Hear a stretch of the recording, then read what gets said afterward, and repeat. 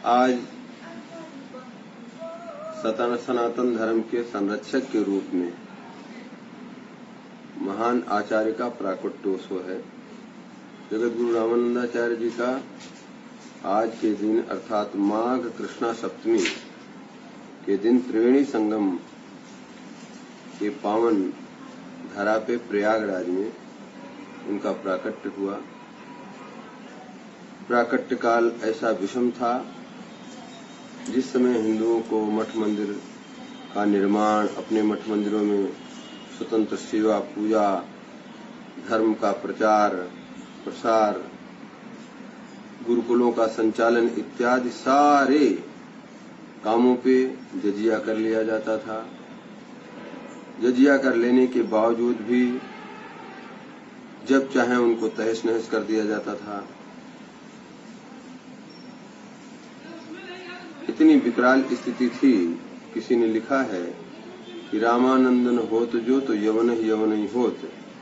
अगर स्वामी रामानंदाचार्य जी का प्राकट्य नहीं होता, वो अपने तप, योग और आध्यात्मिक शक्तियों के बल पे इन निरंकुश शासकों को शासित नहीं करते, तो आज पूरा संसार, भारत तो यवन हो ही जाता, अर्थात इस्लाम धर्म को मानने वाला हो जाता और फिर इसका भारत नाम भी नहीं रहता, फिर कोई दूसरा ही नाम हो जाता। उन परिस्थितियों में साक्षात भगवान राम, उनकी जो है पूर्व की कथा है, एक बालक था और इन आक्रांताओं से दुखी होकर के जंगल में चला गया, वहां रो रहा था और उसके क्रंदन को सुनकर के भगवान तो बड़े दयालु उसके साथ बालक बनकर के खेलने लगे और फिर पुण्य सदन और सुशीला ने तपस्या किया था, उनको वरदान दिया कि हम जो है तुम्हारे कुक्षी से अवतार लेंगे। इस प्रकार से विविध स्थितियों को देख करके और उन परिस्थितियों में पुण्य सदन और सुशीला के घर में भगवान श्री राम, रामानंद स्वयं रामो प्रादुर्भूतो महीतले, इस धराधाम पे अवतरित हुए। आज के ही दिन, आज लगभग 7021 वर्ष हो गए हैं और कई लोगों के इसमें कुछ भ्रांति है। यह कहता है कहीं कहीं 1356 अधिकांश समाज की संप्रदाय की मान्यता है, कुछ लोग 1256 मानते हैं। 1256 के हिसाब से 8821 वर्ष हो गए। वो जो 1200 वाला हिसाब है, उसमें लोगों का कहना है ये विट्ठल पंथ जो है, जिसमें ज्ञानदेव जी, नामदेव प्रभृति, तो ये भी ज्ञानदेव जी वगैरह के पिता विट्ठल जी स्वामी रामानंदाचार्य जी के ही शिष्य थे। हमारे आचार्य कुछ कहते हैं रामानंद के नाम से कोई दूसरे भी हो सकते हैं। तो जैसा भी हो, अगस्त संहिता इत्यादि के आधार पे, भविष्य खंड के आधार पे 1356 संप्रदाय में मान्य है। इस समय इनका प्राकट्य हुआ और 5 वर्ष की अवस्था में विपरीत हो गया। वो प्रखर बुद्धि वाले, थोड़े दिन में ही वाल्मीकि रामायण वगैरह का तो पहले ही इनको जो है कंठस्थ हो गई थी। 81 में आकर के उन्होंने विद्याध्ययन किया और विद्याध्ययन के पास श्री राघवानंदाचार्य जी का शिष्यत्व ग्रहण कर और अपने जीवन को संन्यास मार्ग में, जिसको वैराग्य कह लीजिए, संन्यास कह लीजिए, वैष्णवाचार्य श्री राघवानंदाचार्य जी के कृपा पात्र उनके आश्रम में रहे। माता पिता के इकलौते पुत्र थे, उन्होंने ब्याह शादी करना चाहा, किंतु इन्होंने अपनी माँ को एक ही बात कही, माँ अगर मैं आपके पास रहूंगा तो केवल आपको सुख दे सकूंगा और ये पूरी भारत माँ, हमारी भारत की जितनी माता बहनें हैं, अगर हमको ऐसे रखोगी, मैं विरक्त होना चाहता हूँ, विरक्त होकर के मैं पूरे भारत की सेवा कर सकता हूँ, अर्थात अनंत माताओं की सेवा कर सकता हूँ। एक माँ अपने स्वार्थ के लिए क्या इन अनंत माताओं को पीड़ित देखना चाहेगी? ऐसे वचनों से प्रभावित होकर के सुशीला देवी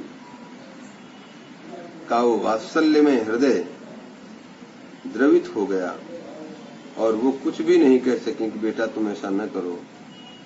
इस प्रकार से माता पिता के आशीर्वाद से आपने दीक्षा ली, ग्रहण किया राघवानंद आचार्य जी से और खूब सनातन धर्म का प्रचार किया। जहां जहां विधर्मियों ने अत्यंत अत्याचार अन्याय करना चाहा, वहां पर अपनी योगिक शक्तियों के माध्यम से आज विश्व हिंदू परिषद और कई संगठन ग्रह वापसी का कार्य कर रहे हैं। अर्थात जो हिंदू भाई इस्लाम को या क्रिश्चियन को स्वीकार कर लिए हैं, उनको वापस सनातन धर्म में लाने की चेष्टा कर रहे हैं। कोई काल था जब लोग सोचते थे अरे तो मुसलमान हो गया तो गधा हो गया, घोड़ा थोड़ी बन सकता है। वो स्थिति हमारे लोगों की बड़ी बाहरी भूल थी, हमारे पूर्वजों की बड़ी भूल थी, जो इस प्रकार से विधर्मी करके और उसका तिरस्कार कर देते थे। परिणाम स्वरूप वो तिरस्कृत व्यक्ति एक दिन हमारे ऊपर अन्याय अत्याचार करने के लिए बाध्य हो जाता था। उसके लिए हम घृणा का पात्र हो जाते थे और उन विधर्मियों से मिलकर के वो हमारा ही भाई हमारे पर अत्याचार करता था। स्वामी जी ने इस परंपरा को तोड़ा। कई जगह तो यवनों ने ऐसे यंत्र लगा दिए थे कि जहां पर जिन यंत्रों के नीचे से गुजर जाने से और शिखा सूत्र गायब, सुन्नत हो जावे, ऐसी विलक्षण अयोध्या जैसे तीर्थों में ऐसा किया गया। इतिहास इसका साक्षी है। स्वामी रामानंदाचार्य जी ने अपने योग बल के उन यौगिक यंत्रों को, उन तांत्रिक यंत्रों को अपने योग बल की शक्ति से, राम नाम की शक्ति से ध्वस्त कर और ऐसा वैष्णवी यंत्र स्थापित किया जो जिनकी ये स्थिति हुई थी उस यंत्र के नीचे से जाने से पुनः शिखा सूत्र इत्यादि हो जाता। एक ब्राह्मण ने पूजा करके शंख बजाया, जिस शंखत ध्वनि के को सुनकर के मुसलमान शासकों के नुमाइंदे जो क्या होते हैं और पुलिस थाना वगैरह जो भी उनकी भाषा में होता था, वो अधिकारी लोग जाकर के उसको प्रताड़ित किए, उनके घर को जला दिए। एकमात्र ब्राह्मण और उसका देवता था। संयोगवशात उनकी सेना में कोई एक राजपूत लड़का था, जवान, उसने उनका ध्यान बटा करके और कैसे कैसे उस लड़के को निकाल करके स्वामी रामानंदाचार्य जी के पास पहुंचा दिया और फिर वो आ गया। उससे उस लड़के को लाने के लिए कहा गया। दोनों को फिर उन्होंने यातना दिया। अंत में ये जब बात स्वामी रामानंदाचार्य जी को मालूम हुई तो उन्होंने कहा, अच्छा तुमको शंख से इतना चिढ़ है तो मैं ऐसी व्यवस्था करता हूँ कि देखता हूँ तुम कहाँ कहाँ भगोगे चिढ़ करके और किस किस को मारोगे। ऐसा संगत यौगिक शंखत ध्वनि किया। स्वामी जी के शंख की ध्वनि में सुन करके लोगों की बीमारियां ठीक हो जाती थी। ऐसा चमत्कारिक था और लोग सुनते थे। तो उन्होंने फिर दूसरे ढंग का शंख बजाया। उस शंख की ध्वनि दीवार से भी निकले। मस्जिद में आजान पढ़ने जा रहे हैं, जबान में मार गया लकवा और चिल्लाना बंद हो गया और दीवालों से उस शंख की ध्वनि बड़ी, जैसा जो है महाभारत के समय में पांचजन्य ऋषिकेश और अर्जुन, भीम, नकुल, सहदेव, भगवान श्री कृष्ण ने जो शंख बजाए, उस शंख की ध्वनि को सुनकर के कौरवों की हृदय फड़फड़ाने लगा, हृदय फटने लगा। वैसे स्वामी जी के शंख ध्वनि से और उनके हृदय फटने लगे। मस्जिद में जाएं तो वहीं दीवार से शंख ध्वनि आ रही और बड़े घबरा गए, क्या किया जाए। तो फिर उन्होंने अनुमान लगाया, उनके जो है मौलवी ने, निश्चित ये किसी हिंदू फकीर की करामात है। अब हिंदू फकीरों में एक मुसलमान फकीर भी शामिल था जिनका नाम था कबीर।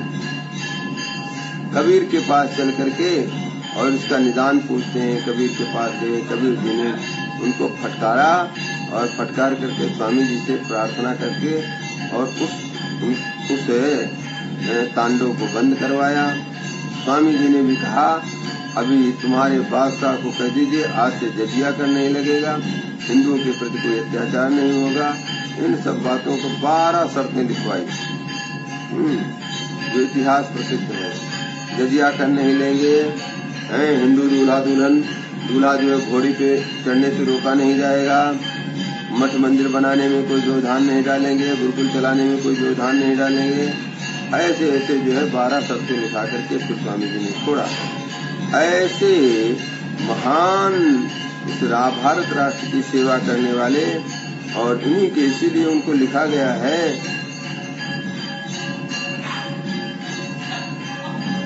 रामानंद रघुनाथ ज्यों द्वितीय सेतु जगत तरन कियो। नाभाजी महाराज अपने बाबा गुरु को कह रहे हैं, ये कौन है? श्री रामानंद जी, राम जी ही हैं। राम जी ने त्रेता में पुल बनाया था, उसकी एक सीमा थी, अवधि थी, और ये कलयुग में भवसागर पे सेतु बना करके रामानंदाचार्य जी ने अनंत काल पर्यंत जीवों के कल्याण का मार्ग प्रशस्त कर गए हैं। ऐसे आचार्य का आज जन्म महोत्सव था। इस जन्म महोत्सव पे हमें वस्तुतः देखा जाए तो प्रत्येक सनातनी का धर्म बनता है।